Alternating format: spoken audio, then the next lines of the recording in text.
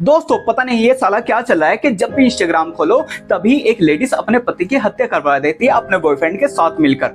माना ये कहा गया है कि स्त्री को कोई भी समझ नहीं सकता, लेकिन इतना ज्यादा अब तो कुछ ज्यादा ही हो रहा है। जब भी इंस्टाग्राम खोलो कम से कम हफ्ते में 2 खबर ऐसी मिल जाती हैं कि एक स्त्री ने, एक लेडीज ने अपने पति की हत्या करवा दी। कोई शादी के 4-5 दिन बाद ही हत्या करवा रहा है और कोई 3-4 महीने बाद। और ऐसे भी कैसे सामने आए हैं कि 10-10 20-20 साल हो चुके हैं शादी को, उसके बाद भी वो मर्डर करा दे रही है अपने पति का। अभी आपने सोनम और राजा की कहानी सुनी होगी जो अभी हाल ही में मर्डर हुआ है। इनकी सही सलामत शादी होती है, उसके बाद 4 से 5 दिन बाद ये घूमने जाते हैं गुवाहाटी। वहां से मंदिर जाते हैं, उसके बाद एक हिल पर जाते हैं और उसके बाद दोनों के मोबाइल स्विच ऑफ हो जाते हैं। और उसके बाद पता नहीं रहता कि वो दोनों कहां गए। चारों तरफ ढूंढेर मच जाती है, घर वाले भी परेशान हो जाते हैं कि आखिर गए तो गए कहां। ना ही कोई खबर है, पुलिस को खबर करते हैं तो मीडिया के सामने ये आता है कि दोनों के दोनों गायब हो गए या कोई हादसा हो गया। और कई सारी वीडियो भी सामने आई कि जब भी कहीं पर जाओ तो किसी पर भी अनजान व्यक्ति पर भरोसा ना करो, क्योंकि लोगों को लगा था कि ये दोनों मार दिए गए हैं क्योंकि वो सामान लेके गई थी, गहने पहन कर गई थी और भी सारी चीज। तो घर वालों को लगा कि दोनों के दोनों गायब हो गए। तो दोनों गायब हो जाते हैं और सभी को ये लगता है कि दोनों के साथ कोई हादसा हुआ है, इसीलिए वो दोनों मिल नहीं रहे। उसके बाद 2 दिन बाद राजा की डेड बॉडी मिलती है। वहीं पर झाड़ियों में पड़ी हुई राजा की डेड बॉडी मिलती है और सब शॉक्ड हो जाते हैं कि राजा तो मिला लेकिन सोनम कहाँ गई। चारों तरफ ढूंढेर मच जाती है, चारों तरफ ढूंढा जाता है, पूरी की पूरी घाटी छान लेते हैं, लेकिन सोनम की डेड बॉडी नहीं मिलती है और कोई भी ऐसा निशान नहीं मिलता है जो सोनम की चीजें हो। वो सारी चीजें गायब थी। उसके ही बाद 4 से 5 दिन बाद सोनम यूपी में एक लड़के के साथ मिलती है। और लड़का भी कैसा, ये देखो, इसके साथ मिलती है और पता चलता है कि इसकी उससे पहले ही बात थी। दोनों के दोनों मर्डर का प्लान बनाते हैं और घूमने का प्लान सोनम का ही था कि ऐसे ऐसे वहां पर जाएंगे। और वो सारी चीजें जान के लेके गई थी ताकि उधर से उधर ही वहां पर निकल सके उस लड़के के पास। होता क्या है कि दोनों के दोनों प्लान बनाते हैं, उसके बाद राजा को वहीं पर मार दिया जाता है। उस लड़के को फोन कर कर वो बुला लेती है।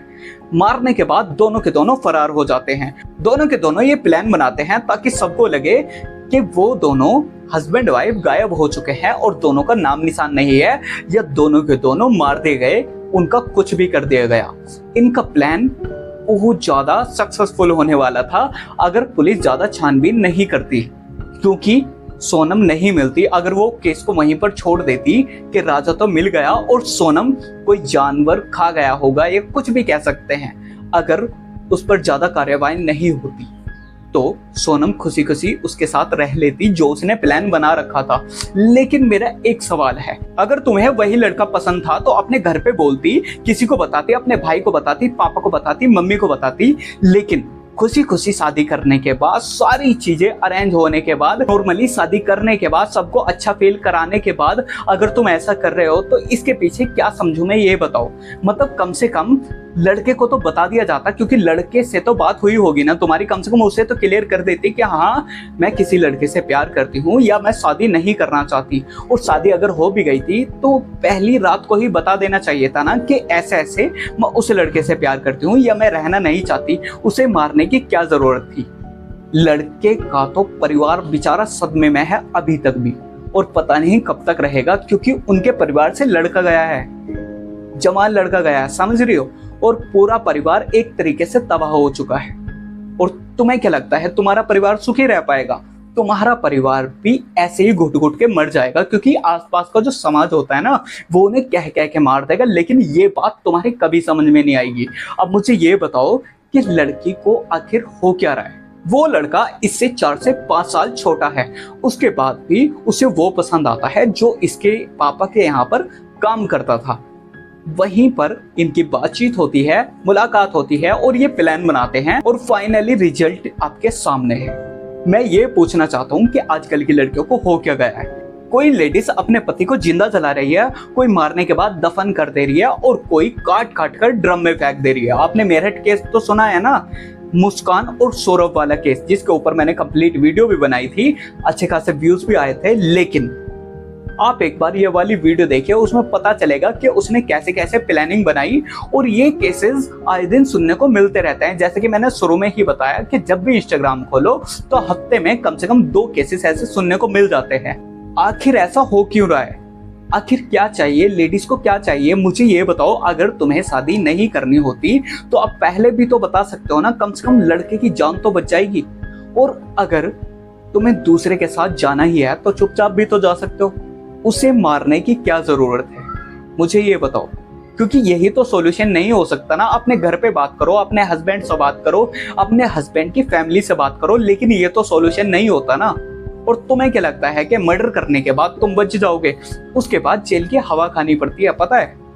अभी सोनम का भी वही हाल हुआ और मुस्कान का भी वही हाल हुआ। और या तो उम्र कैद हो जाएगी या आपको फांसी हो जाएगी, 2 ही काम होंगे। लेकिन अतुल सुभाष वाला केस सुना है? वो 1.5 घंटे की वीडियो रिकॉर्ड करके जाता है। मर्डर ही कहेंगे उसे। मेरे हिसाब से उसे आत्महत्या नहीं कहेंगे, उसे मर्डर ही कहेंगे। क्योंकि वो इतना ज्यादा प्रताड़ित हो चुका था, इतनी ज्यादा प्रॉब्लम फेस कर चुका था कि वो अब सरवाइव नहीं कर सकता। जिस बंदे की 84-85 हजार रुपए पर मंथ सैलरी हो, वो आत्महत्या क्यों करेगा? वो 1.5 घंटे की वीडियो रिकॉर्ड करके जाता है, 24 पन्नों को नोट छोड़ के जाता है, और उसके बाद भी क्या होता है कि उसकी पत्नी को रिहाई मिल जाती है। इंडिया का कानून जो है वो क्या कर रहा है मुझे समझ में नहीं आ रहा है। बिल्कुल अजीब हो गया है यार। मतलब लड़के मरते जा रहे हैं, मरते जा रहे हैं, मरते जा रहे हैं, लेकिन कानून जो है बदलने का नाम नहीं ले रहे हैं। पता है, चीन ने अभी एक नया नियम निकाला है कि अगर कोई पत्नी डिवोर्स लेना चाहती है, या वो तलाक के लिए कहती है, या वो अलग रहना चाहती है किसी के साथ, या अपने बच्चे को लेकर अलग रहना चाहती है, तो वो अपने पति से एलिमनी की मांग नहीं कर सकती। खुद करो, और खुद जा रहे हो तो खुद ही कमाओ और खुद ही खाओ और खुद ही उन बच्चों का पेट भरो और अपना भी। मेरे हिसाब से ये बिल्कुल अच्छा है। अगर पत्नी अपनी मर्जी से जा रही है तो ये कॉन्स्टिट्यूशन, ये लॉ यहां पर भी होना चाहिए। लेकिन यहां पर क्या होता है, कोई पत्नी अपने पति को मार देती है, या कोई पति आत्महत्या कर लेता है अपनी पत्नी से पीड़ित होकर, और उसके बाद भी उन्हें रिहाई मिल जाती है। कितना अच्छा है ना, है ना। लेकिन आप ध्यान रखो कि आपके साथ भी ऐसा हो सकता है। ये बात कुंवारे लड़कों के लिए भी है, और जिनकी शादी हो चुकी है, वो किसी भी एज में हो, शादी को 10 साल हुए हो, 5 साल हुए हो, 20 साल हुए हो, 2 साल हुए हो, 6 महीने हुए हो, ये डर अपने अंदर बना के रखना, क्योंकि अगला शिकार आप भी हो सकते हो। ये ध्यान रखना। क्योंकि मैं एक तरीके से आपको बुरा नहीं कह रहा हूं, लेकिन रियलिटी बता रहा हूं। क्योंकि जैसे केसेस सुनने को मिल रहे हैं तो पता नहीं चलता कि आने वाले टाइम में होगा क्या।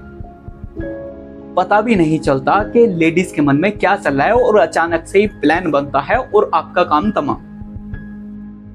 ऐसा ही होगा।